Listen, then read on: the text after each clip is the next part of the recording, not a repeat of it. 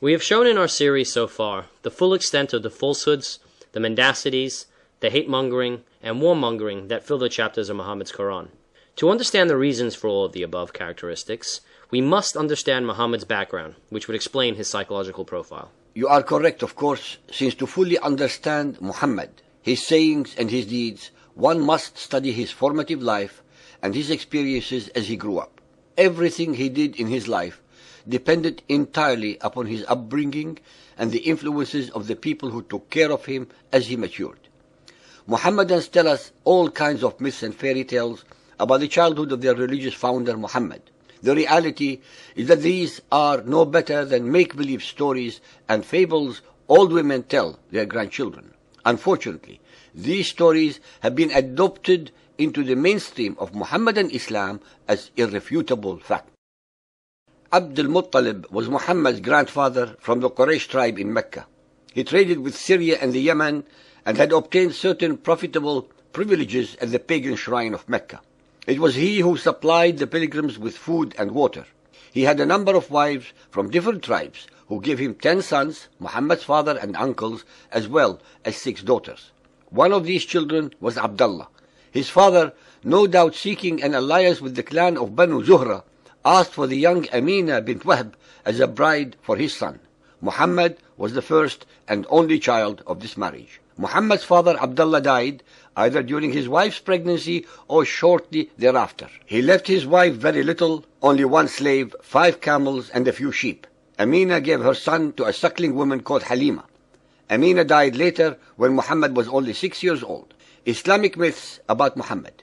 Nothing is known for certain about Muhammad's childhood. The void was gradually filled with legends that grew ever more beautiful and edifying with the passage of time. Even the earliest and most moderate accounts must be treated with great caution and suspicion. When Muhammadan Islam became the religion of a powerful empire, precepts were needed to regulate social life. Divergent opinions and interests naturally existed. Political parties also grew up, centered around Muhammad's family and companions. In addition, a great many people, impelled by curiosity, piety, or even historical interest, demanded information about Muhammad's life.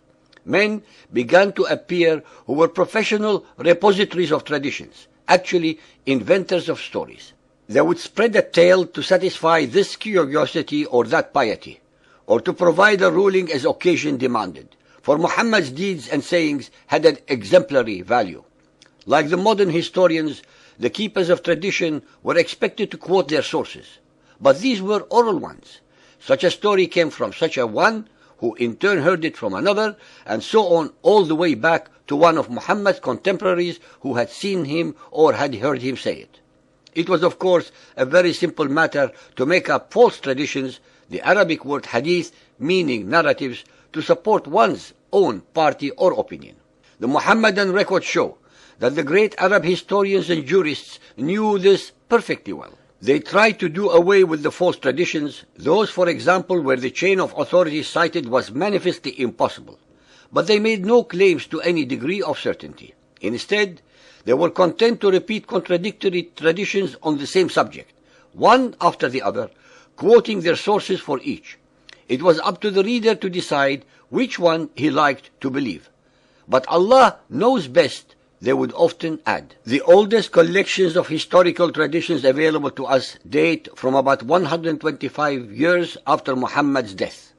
Much imagination had gone to work in the meantime, and yet many facts can be established. As the parties who differ most widely are agreed on the main events of Muhammad's life. Unfortunately, there are many points on which we are very far from certain.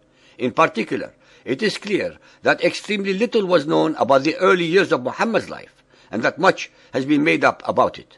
According to the Qurayshites' custom, the young Muhammad had a nurse from a nomadic clan.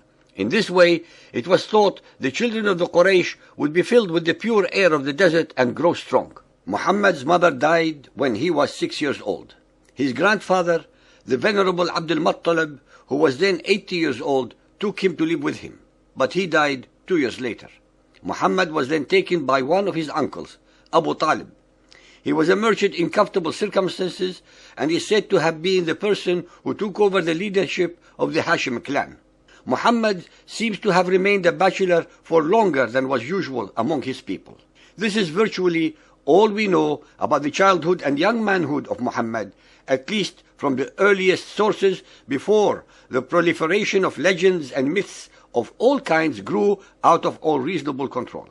No matter what the facts of his upbringing are, what we have on hand is more than enough to build a realistic picture of Muhammad's childhood and upbringing. It is clear that from the very beginning he did not have an auspicious start to life.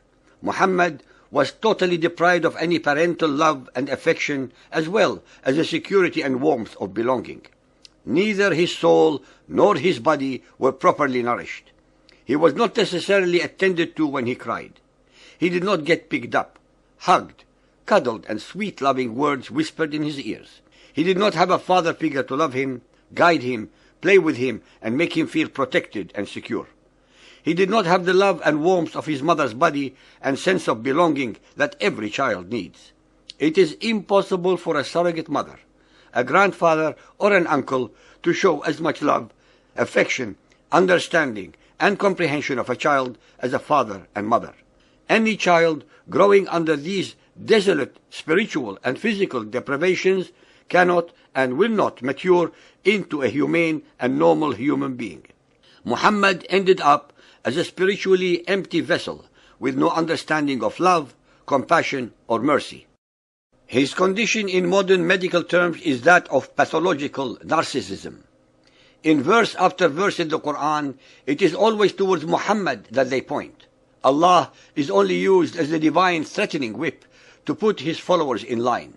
The verses of the Quran instruct Muhammad's followers that they should obey him blindly and unquestioningly, that they should follow whatever example he may set, his sunnah, that they should believe that he is the messenger of Allah, that they should know that he, Muhammad, is superior to any and all other Arabs, if not humanity, that he, Muhammad, has intercessory powers with Allah, that revelations come to him whenever and wherever he needs them, that Allah hates the enemies of Muhammad in even greater measure than Muhammad, that everything Muhammad covets, wants, needs, or lusts for is made halal to him by the will of Allah through the usual convenient and made-to-order revelations, that all those who do not believe in him or insult him will end up dead, usually murdered, and that their bodies will suffer the eternal and numerous tortures of Allah's hell, that he is the beloved of Allah, that the enemies of Muhammad are automatically the enemies of Allah.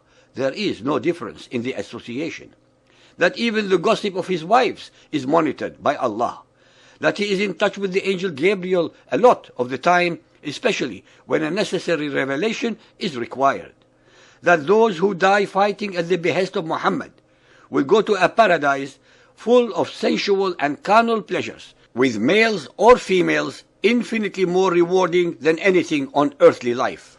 When the verses of the Quran are studied carefully, anyone who knows the different characteristics of pathological narcissism will be able to, without any difficulty whatsoever, to fit one or more of them perfectly with verses from the Quran. It is inconceivable that any omniscient, compassionate, and merciful God would have revealed all the anomalies, inconsistencies, incongruities, contradictions, misinformation, grammatical errors, disinformation, absurdities, and mendacities that fill the verses of the Quran. All these facts can be fully and easily explained the moment the listener comes to the only logical conclusion possible, that every letter, every word, every verse ayah, and every chapter surah in the Quran are the product of Muhammad's own imagination, his alter ego, but cleverly projected into the unsuspecting mouth of Allah, the supreme rock god of pagan Mecca, embedded in the corner wall of the Kaaba called the Black Stone. Hence, Allah, the rock god of pagan Arabia, and the Quran is not and cannot be the god of Israel, of Christianity, of Zoroaster, or anybody else. Neither could a rock reveal anything to anyone. The conundrum is now immediately and very logically resolved. The Quran is not divine. Muhammad, Allah, Gabriel, and Satan are all one and the same, Muhammad himself.